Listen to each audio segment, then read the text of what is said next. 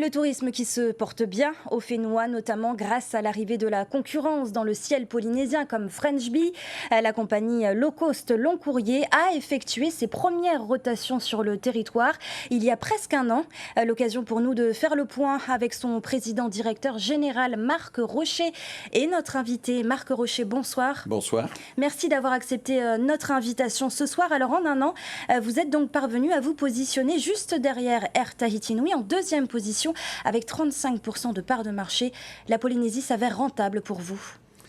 C'est un marché plein d'espoir. C'est une destination de rêve. Qui n'a pas envie, une fois, de venir ici, dans ces îles magnifiques?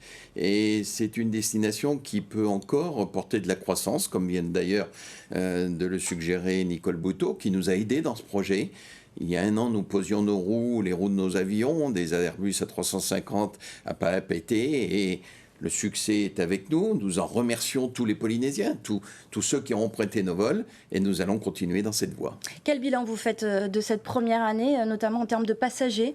Nous avons, au jour d'aujourd'hui, j'allais dire transporter, mais ce n'est pas le bon mot, parce que quand on vient à Tahiti, on voyage. Donc nous avons fait voyager plus de 140 000 passagers sur nos vols, coefficient de remplissage d'environ 80%. On peut faire encore un peu mieux, un peu plus. La concurrence a libéralisé en quelque sorte ce marché, ça lui a permis d'éclore. Et derrière nous, d'ailleurs, une autre compagnie américaine, cette fois-ci, United Airlines, qui se place d'ailleurs, par contre, juste devant vous, pour le tronçon Papeete-San Francisco. Comment vous percevez l'arrivée de cette nouvelle compagnie? D'abord, nous sommes des libéraux et donc nous sommes rentrés dans ce marché en concurrence. D'autres opérateurs viennent, tant mieux pour la Polynésie. Nous avions choisi, pour nous différencier un petit peu à l'époque des autres transporteurs qui font aussi cette mission, de poser nos avions à San Francisco, parce que c'était donner aux Polynésiens l'occasion d'aller voyager vers les États-Unis sur une autre route que celle qui dessert traditionnellement Los Angeles. United Airlines, qui est une très puissante compagnie américaine, a décidé du coup de s'intéresser à la Polynésie. Elle y réussit plutôt bien, tant mieux pour tout le monde et tant mieux pour les clients. Merci aux Polynésiens d'avoir participé à ce développement. Ils en bénéficient, il faut encore le faire mûrir, mais je crois qu'il y a de très bons espoirs. Alors Marc Rocher, vous avez réalisé un chiffre d'affaires de 4,7 milliards de francs dans le Pacifique pour cette donc première année. Quels sont vos objectifs pour 2019? Alors, nos objectifs, ils sont doubles. Le premier, c'est de faire plus de vols, parce que nous avons débuté. Ouvrir une route aérienne, quel que soit l'endroit dans le monde, c'est jamais facile.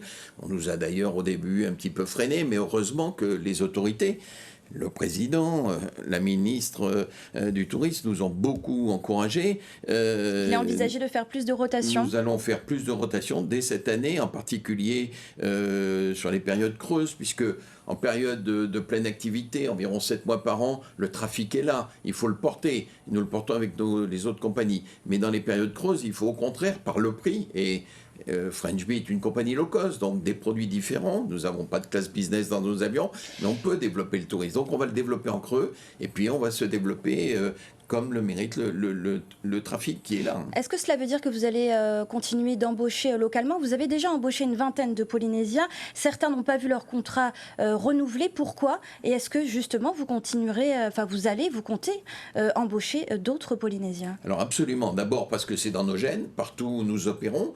Nous opérons à La Réunion, nous avons embauché des Réunionnais pour faire les vols de French Bee. Nous avons embauché il y a un an les premiers Polynésiens, une vingtaine, vous l'avez dit, hôtesses et stewards, et même dont certains des pilotes. n'ont pas vu leur contrat renouvelé. Certains n'ont pas été conservés, c'est vrai, parce que c'est un métier exigeant, c'est un métier très professionnel. Les tests, la sélection, ils sont, on va dire, extrêmement serré, mais nous continuons dans cette voie et nous allons d'ailleurs, dès le mois de septembre, avec notre partenariat local, relancer une campagne de recrutement, parce que plus de vols, ça veut dire plus de personnel, et puis ceux qui n'ont pas été conservés, nous devons les remplacer, donc plus d'une douzaine de personnes vont être concernées dès le mois de septembre, et nous entendons bien entendu là aussi poursuivre dans cette voie. Alors les passagers doivent toujours récupérer leurs bagages et repasser par la douane à San Francisco, ce qui occasionne de gros retards. À quand est-ce que vous comptez régler cette problématique? Possible, le plus vite possible.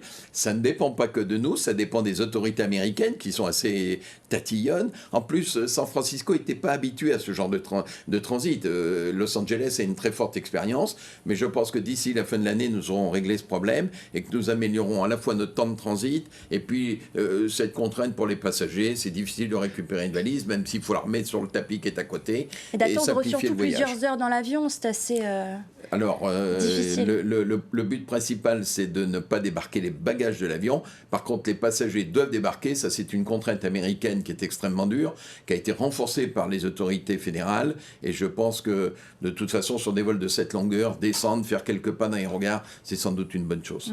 Alors, dernière contrainte que rencontrent les passagers polynésiens, celle de ne pas pouvoir joindre directement la compagnie. Est-ce que vous comptez ouvrir une agence locale ?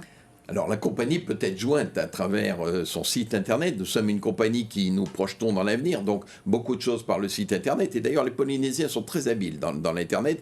Il n'y a qu'à voir notre relation avec les pensions de famille. Mais effectivement, nous allons d'abord faire une expérience. Dans 15 jours, nous lançons une boutique éphémère dans les regards pour vendre des billets sur place. Et puis en fonction de ça, nous en tirerons des renseignements. Mais je crois que les Polynésiens sont habiles, sont futés. Et on le voit encore. Et la combinaison avec les pensions de famille est très forte parce qu'on s'adresse aux mêmes clients, c'est-à-dire des jeunes qui veulent venir découvrir la Polynésie, qui ont un budget limité, mais qui ont envie de rêver et nous allons les accompagner dans ce rêve. Merci Marc Rochet d'avoir été notre invité ce soir.